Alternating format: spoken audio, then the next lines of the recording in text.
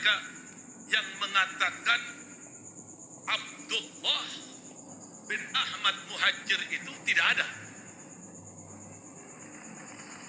Ini semua karangan-karangan Dajjal Imaduddin dan pengikut-pengikutnya. Tolong perhatikan. Siap mau dengar?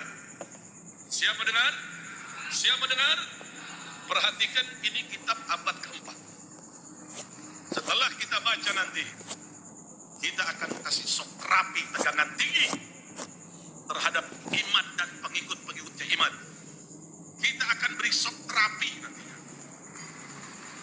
Al-Haddad dari Alawiyin, Al-Hamid dari Alawiyin, Al-Attas dari Alawiyin, Al-Jufri dari Alawiyin, Hashim dari Alawiyin. Banyak para ambiya, hampir mayoritas wali-wali di Indonesia ini, di dunia ini 60-70% Alawiyun.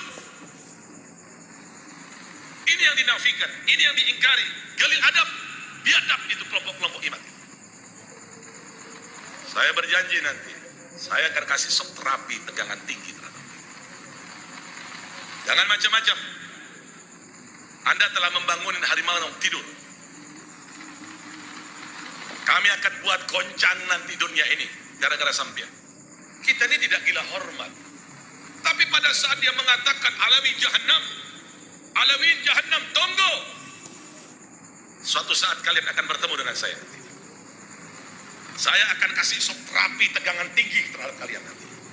Saya ingatkan kepada para santri, baik yang ada di Jember, atau yang ada di Banyuwangi, atau yang ada di Lumajang, atau yang ada di Probolinggo, atau yang ada di Pasuruan, atau yang ada di Madura, atau yang ada di Surabaya, para santri, jikalau ada kelompok-kelompok iman, kelompok-kelompok pencaci maki Sada Alawiyin ini, pertama laporkan dulu kepada aparat kepolisian. Tapi kalau kepolisian tenang-tenang saja, polisinya tidak mau menggerak, polisinya malah memberikan fasilitas, umpamanya kita akan kasih shock terapi mereka dengan tegangan tinggi, sebagaimana kita kasih shock terapi terhadap orang-orang Syiah. Kita akan kasih shock terapi terhadap mereka. Tunggu waktunya. Kalau Syiah kita bisa sikat, kita bisa bumi hanguskan. Apalagi kelompok-kelompok Dajjal Imad ini.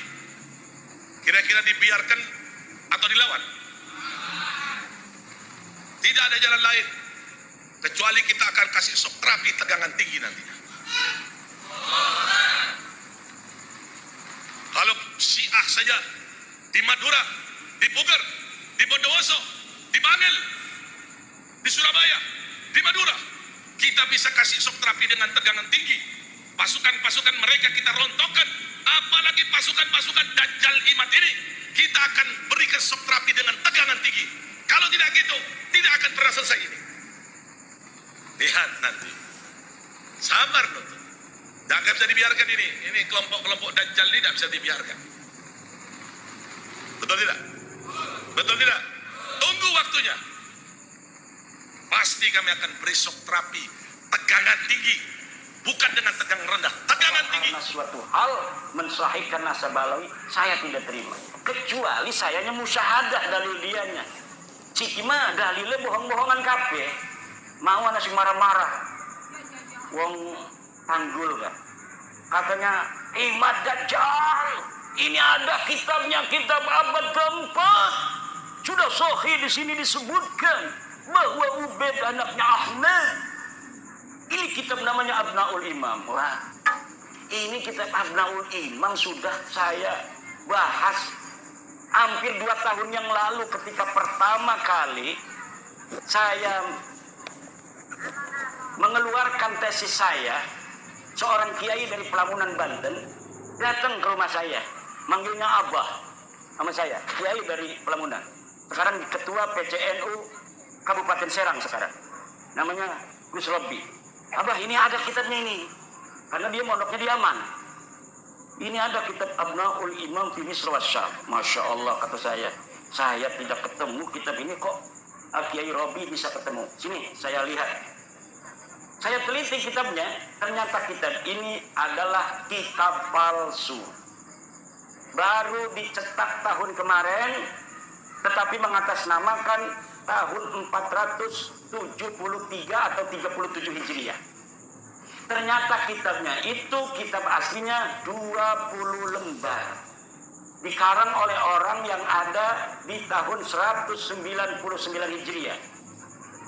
Hanya menerangkan anaknya Sayyidina Ali dan cucunya Sayyidina Ali, Abnaul Imam fi Misra wa Syam Al-Hasan wal Husain. Tidak menerangkan yang lainnya karena tahunnya saja masih tahun 199 Hijriah. Sedangkan Ubaid itu wafatnya 383 Hijriah. Masa iya orang yang hidup di tahun 199 Hijriah bisa mencatat orang yang ada di tahun 383 Hijriah? Bohong apa ragu? Bohong. Lah iki jebari marah-marah bahwa kitabnya sudah ditemukan, ini kitab abad keempat. Nebe salah, isinya salah. Kalau misalnya kitab itu benar, itu sing cerdas-cerdas kan sing ngebela kayak Rumel Abbas, kayak Idrus Romli, itu dulu yang akan dipakai untuk menjawab saya. Profesor Said Agil Al-Munawar pasti akan membawa dalil itu kepada saya. Tetapi kenapa mereka tidak membawa? Karena mereka pun tahu itu kitab palsu. Dan kepalsuan itu diakui di mukaddimahnya ada. Mukaddimahnya ini kitab dikarang pada 199, tetapi kemudian ditambahi pada abad ke-12, ditambahi lagi pada abad sekian, ditambahi lagi oleh yang terakhir Yusuf Jamalul Lail yang baru wafat beberapa tahun kemarin. Nah itu kitab Murtadha Az-Zabidi yang katanya adalah menetapkan dan mengisbat Ba'alwi, itu kitabnya juga palsu. Kitab palsunya dari mana sih? Kiai tahu aja kalau palsu-palsu. Karena percetakan itu biasa dicetak itu menggunakan jasa peneliti. Misalnya nih ada manuskrip ditemukan di Rumbia. Manuskrip ini atas nama Pangeran Diponegoro. Panggil dari UI, filolog suruh nyetak. Tetapi peneliti tidak akan bohong.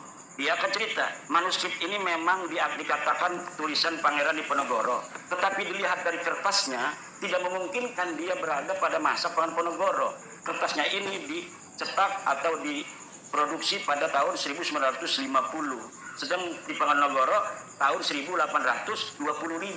Dari jenis tulisan yang ditulis pun tidak mencerminkan tulisan yang dipakai pada tahun 1825.